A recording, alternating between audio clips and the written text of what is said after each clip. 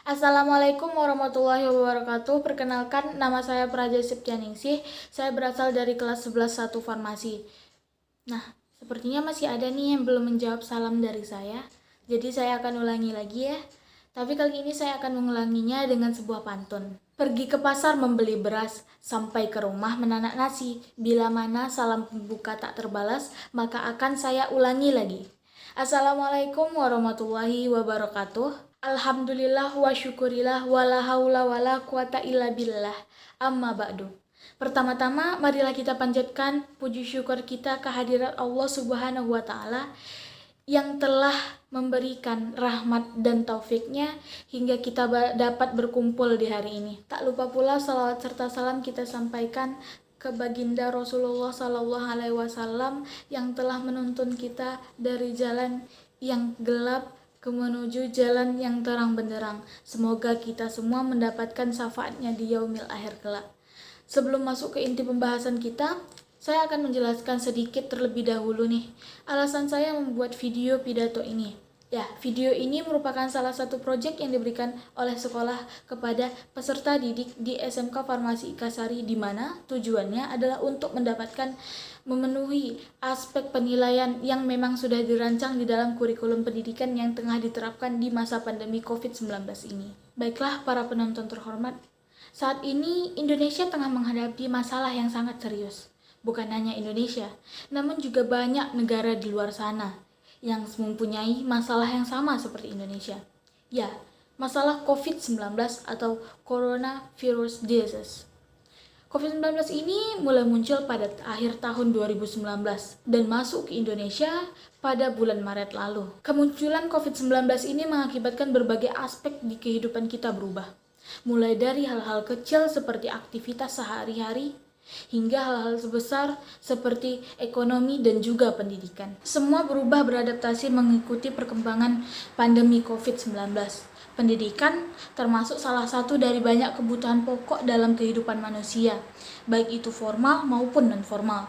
Pendidikan yang sifatnya formal adalah pendidikan yang dapat diperoleh di lembaga yang sudah mendapatkan pengakuan dari pemerintah seperti sekolah, universitas, dan sebagainya. Sedangkan pendidikan yang bersifat non-formal adalah pendidikan yang didapat dari luar sekolah, seperti tempat kursus, lingkungan masyarakat, keluarga, dan yang lainnya. Peran pendidikan sangat penting dalam kehidupan manusia, karena pendidikan menyangkut kehidupan generasi yang akan datang di masa depan, untuk menghasilkan generasi yang peduli dan cerdas, sehingga dapat meneruskan cita-cita dan juga perjuangan bangsa. Sistem pendidikan yang tengah diterapkan oleh Indonesia pada saat pandemi COVID-19 ini adalah sistem belajar daring atau belajar dari rumah, dengan tujuan meminimalisir adanya pertemuan antara guru dan murid saat proses belajar mengajar berlangsung demi melindungi murid dan juga guru dari COVID-19.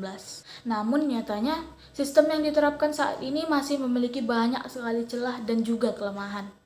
Menurut pendapat saya sendiri, beberapa celah dan kelemahannya adalah yang pertama, yaitu boros kuota, tidak fokus dalam belajar, sering terjadi miskomunikasi antara guru dan murid, keterbatasan alat, membosankan karena metode belajar yang kurang menarik, guru yang kurang bersahabat, susah untuk dipahami materinya karena durasi belajar yang singkat dan juga terkadang durasi belajar yang terlalu lama sehingga tidak fokus saat mendengarkan materi yang diberikan.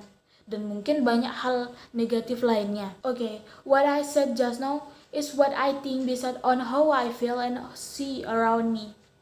What do you think? Am I right? Or do you have any other thought?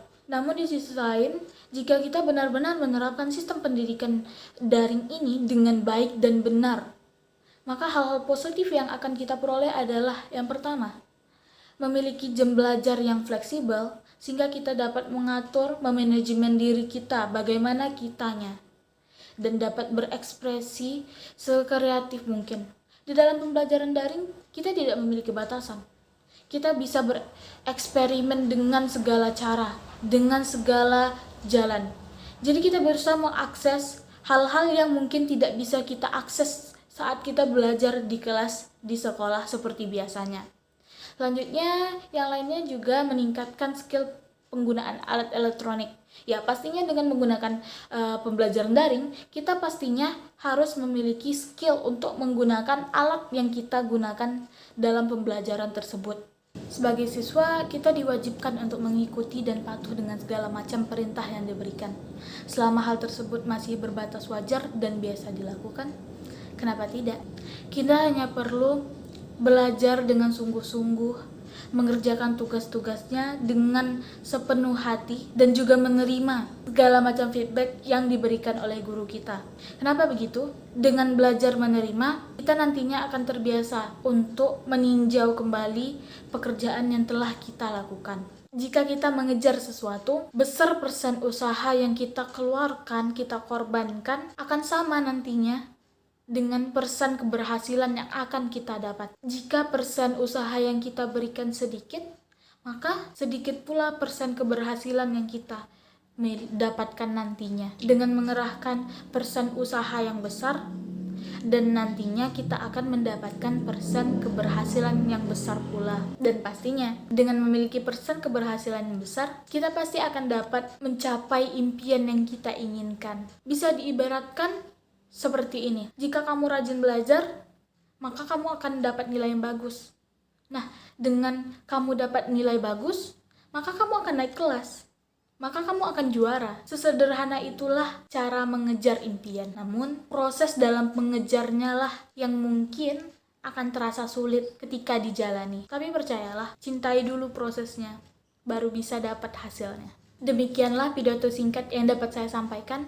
Apabila ada kesalahan kata dan juga kalimat, saya mohon maaf yang sebesar-besarnya. Karena di awal tadi saya membuka pidato ini menggunakan sebuah pantun, maka saya akan menutupnya juga dengan sebuah pantun nih. Pak Taufik menjahit kopiah, kopiah dijahit, beludru yang utuh. Wabillahi taufik walidayah. Wassalamualaikum warahmatullahi wabarakatuh.